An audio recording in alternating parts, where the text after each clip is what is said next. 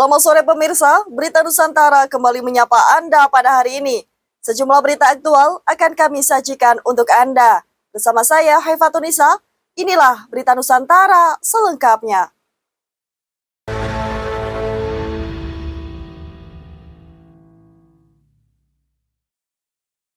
Informasi yang pertama pemirsa, melalui HUT RI, Mendikdasmen sebut perayaan HUT RI dapat menjadi ajang memperkuat serta membangun pendidikan inklusif. Hal tersebut disampaikan Abdul Mukti kala menghadiri Festival Kolaboratif Harmoni Bintang Minggu 3 Agustus lalu. Yang menegaskan bahwa perayaan HUT RI ke-80, semua pihak berusaha bersama dalam berbuat baik untuk memajukan Indonesia dan memberikan pendidikan bermutu bagi semua. Ia berpendapat bahwa kebersamaan serta kerjasama merupakan kunci utama dalam meraih dan melaksanakan berbagai hal.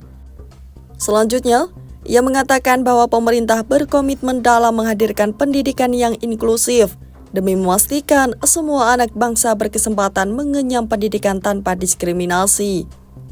Sebagai tambahan informasi, Festival Kolaboratif Harmoni Bintang merupakan acara yang dilaksanakan dalam rangka menyambut HUT RI ke-80 yang diselenggarakan oleh Kemendikdasmen melalui Ditjen Pendidikan Vokasi, Pendidikan Khusus, serta Pendidikan Layanan Khusus. Java TV melaporkan. Berikutnya imbas kerusuhan Piala Semingkir, laga final turnamen ini akhirnya dipindahkan. Kesepakatan ini dihasilkan dalam pertemuan dua kesebelasan finalis, yakni PS Karanganyar dan PS Persadu DK Bongkot bersama pihak panitia dan aparat kepolisian. Hasil kesepakatan ini adalah pertandingan final dipindahkan ke Stadion Muchtar Pemalang untuk alasan keamanan dan akan digelar tanpa kehadiran supporter dari kedua tim.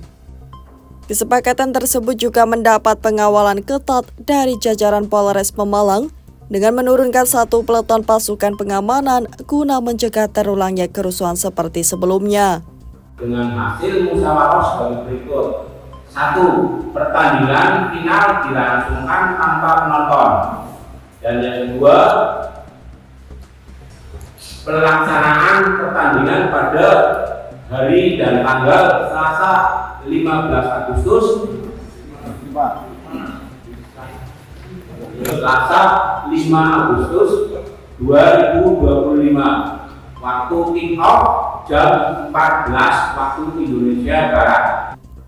Sementara itu, perwakilan dari salah satu finalis, Sutrisno, selaku Ketua PS Persadu Duku Bongkot FC, menyatakan pihaknya setuju dengan keputusan ini demi kelancaran turnamen dan keselamatan semua pihak yang terlibat. Kalau musyawarah kita terima, cuma untuk mengikut dari pihak kesebelasan sebelah. Kalau dia memutuskan dengan pikirannya dia sendiri, kita nggak terima. Berarti harapan ya, kalau tanding ya oke saja kita tanding. Tapi untuk waktu yang ditentukan panitia, dianya nggak mau, berarti kan dianya yang mempersulit. Makanya ya opsi 1 sama opsi 2 kita sepakat lah, mau juara 1 bersama ya oke, mau opsi yang kedua misalnya bertanding di lapangan Muchtar ya oke aja. Sampai sekarang ada banyak yang nunggu nanti keputusan dari kita Karangasem, tim dari Karangasem. Kalau nanti keputusan dia nggak datang atau dia nggak, ya berarti panitia yang menentukan. Solihin Kohar, Java TV melaporkan. Kabar berikutnya pemirsa, BGN memberikan himbauan kepada masyarakat agar berhati-hati terhadap lowongan pekerjaan yang mengatasnamakan instansi tersebut. Hal tersebut dibenarkan oleh Kepala Biro Hukum dan Humas BGN, Hairul Hidayat, dalam keterangannya pada Minggu 3 Agustus lalu. Ia mengatakan bahwa pihaknya tidak memungut sepeser pun biaya selama seleksi, apalagi meminta data pribadi melalui saluran TIKA resmi. Hairul menambahkan bahwa segala informasi resmi terkait dengan rekrutmen pegawai BGN disiarkan melalui situs web resmi atau media sosial BGN. Ia mengajak para masyarakat agar proaktif dalam memverifikasi setiap informasi yang diterima, serta agar menghindari potensi penipuan dan menjaga keamanan data pribadi. Java TV melaporkan. Kabar berikutnya, Wapres Gibran ajak para santri dan masyarakat yang hadir di Harlah Ponpes Ora Aji untuk turut mendoakan Prabowo. Dalam sambutannya, saat menghadiri Harlah ke-13 Ponpes Ora Aji Sleman pada hari Sabtu 2 Agustus lalu, Gibran meminta doa kepada seluruh tamu undangan yang menghadiri Harlah tersebut. Tidak hanya itu, Gibran juga memohon doa agar semua program Prabowo berjalan lancar. Doakan semoga program-program beliau berjalan dengan lancar. Banyak program yang baru ini baru saja diluncurkan, Koperasi Merah Putih, ada Sekolah Rakyat, ada MBG, ya mungkin ada yang sudah menerima, ada yang belum, tapi mohon bersabar dulu ya Bapak Ibu ya, nanti pasti semuanya merata. MBG, ada CKG. Selain meminta doa, Gibran juga menyampaikan salam hangat dari Presiden Prabowo untuk para masyarakat di Harlah Ponpes yang dipimpin Miftah Maulana atau Gus Miftah. Gibran juga meminta agar Republik bersabar jika ada program baru dari pemerintah yang belum merata. Gibran juga meminta agar masyarakat pandai dalam memilih berita. Java TV melaporkan. Informasi selanjutnya pemirsa, Wakil Presiden Gibran mengunjungi sebuah desa wisata ikonik di Nusa Tenggara Barat. Desa adat Sade yang terletak di Desa Rembetan, Kecamatan Pujut, Kabupaten Lombok, Nusa Tenggara Barat, merupakan lokasi berikutnya yang dipilih Wapres setelah sebelumnya berkunjung ke pasar tradisional Kebon Roek. Kunjungan ini dilaksanakan pada Sabtu 2 Agustus lalu. Dalam kunjungan tersebut, Gibran meninjau langsung kekayaan budaya masyarakat adat serta potensi pengembangan sektor pariwisata berbasis komunitas lokal. Adapun kegiatan tersebut sejalan dengan komitmen Presiden Prabowo dalam mendorong percepatan pembangunan kawasan wisata prioritas. Dalam kunjungan ini, Wapres didampingi Gubernur Nusa Tenggara Barat, lalu Muhammad Iqbal, dan pemandu lokal Sana Ardinata. Dalam kunjungan ini, Gibran juga menegaskan komitmen dalam menyerap aspirasi masyarakat, serta memperkuat sektor pariwisata berbasis budaya dan pemberdayaan UMKM. Adanya kunjungan ini tidak hanya menunjukkan perhatian pemerintah pusat terhadap pelestarian kebudayaan daerah, namun juga memperkuat semangat masyarakat lokal dalam menjaga jati diri budaya serta mengembangkan potensi ekonomi melalui pariwisata. Java TV melaporkan. Kita beralih ke berita selanjutnya. Wapres Gibran melakukan kunjungan ke pasar Kebon Roek ketika kunjungan kerja ke Nusa Tenggara Barat. Adapun kunjungan ini menggambarkan komitmen pemerintah dalam membangun komunikasi dua arah dengan masyarakat melalui pendekatan humanis dan terbuka. Sebagai tambahan informasi, kunjungan tersebut dilaksanakan pada Sabtu 2 Agustus lalu. Dalam kunjungan tersebut, Wapres menyapa para pedagang serta mendengarkan langsung berbagai aspirasi para warga mengenai harga kebutuhan pokok.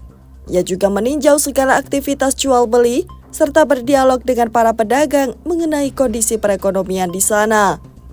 Selama kunjungan ini, para pedagang dan pembeli merasa antusias dalam menyambut Wapres.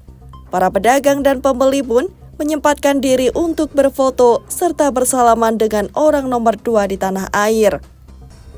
Adapun kunjungan ini mencerminkan komitmen yang dilakukan pemerintah dalam membangun komunikasi dua arah dengan masyarakat. Tidak hanya itu, dengan kunjungan tersebut diharapkan agar nantinya setiap kebijakan yang diambil benar-benar menyentuh kebutuhan real rakyat. Java TV melaporkan. Menteri Sosial Saifullah Yusuf beberkan alasan ribuan guru lolos seleksi sekolah rakyat mengundurkan diri. Sebelumnya melalui Kementerian Sosial, tercatat setidaknya sebanyak 143 guru yang memilih mengundurkan diri atau tidak memenuhi panggilan penugasan. Dari total 1.469 guru yang dinyatakan lolos seleksi. Dalam keterangannya, pada Minggu 3 Agustus, Gus Ipul mengatakan bahwa hal tersebut dikarenakan adanya sekolah rakyat yang belum beroperasi, serta ada yang tidak memenuhi panggilan. Gus Ipul menambahkan, terkait dengan pengunduran diri tersebut, yang memastikan bahwa kegiatan di sekolah rakyat tidak terganggu sama sekali. Selain beralasan sekolah belum beroperasi, alasan lainnya adalah penempatan yang jauh dari domisili, sehingga memutuskan mengundurkan diri atau tidak menjawab panggilan sekolah rakyat. Tidak hanya itu, Gus Ipul lalu membantah apabila pengunduran tersebut dikaitkan dengan upah. Guru-guru yang mengundurkan diri tersebut akan digantikan dengan guru pengganti yang juga akan melalui proses seleksi yang disediakan. Java TV melaporkan. Kita beralih ke informasi berikutnya. Sarbu Musi ajak agar para sopir truk untuk mengibarkan bendera merah putih terkait dengan banyaknya sopir yang mengibarkan bendera One Piece. Hal tersebut disampaikan oleh Presiden Konfederasi Sarbu Musi, Irham Ali Saifuddin, melalui keterangannya saat di Jakarta pada Minggu 3 Agustus lalu. Dalam keterangannya, ia menyerukan agar para kawan-kawan sopir untuk segera mengibarkan bendera merah putih setinggi-tingginya. Irham lantas mengatakan bahwa ia memahami segala bentuk kekecewaan yang dialami para sopir, seperti melakukan mogok dan demo nasional, hingga mengikuti tren pengibaran bendera One Piece di kendaraan mereka. Ia mengklaim bahwa aksi yang awalnya didasari kecintaan serta kepedulian pada tanah air mulai dibelokkan oleh pihak tertentu untuk kepentingan politik tertentu.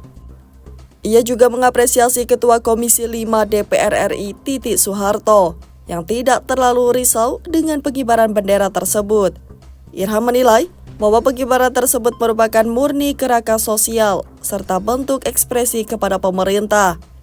Irham menyarankan agar para pejabat meniru langkah Titi dalam membuat sebuah pernyataan. Hal ini agar membuat situasi tetap tenang dan jernih. Java TV melaporkan. Kabar selanjutnya, BPBD Muara Enim sebut kebakaran hutan dan lahan Kecamatan Sungai Rotan kian meluas. Hal tersebut dibenarkan oleh Kepala Pelaksana BPBD Muara Enim, Abdul Razik Putra, di Muara Enim Minggu 3 Agustus lalu. Dalam keterangannya, Abdur mengatakan bahwa pemadaman karhutla di Sungai Rotan masih terus berlanjut hingga saat ini.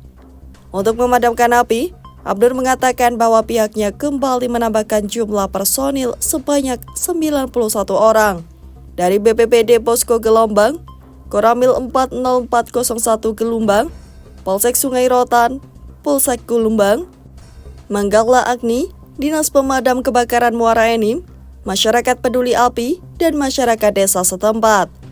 Tidak hanya itu, BPBD juga menerjunkan 15 unit motor pemadam api.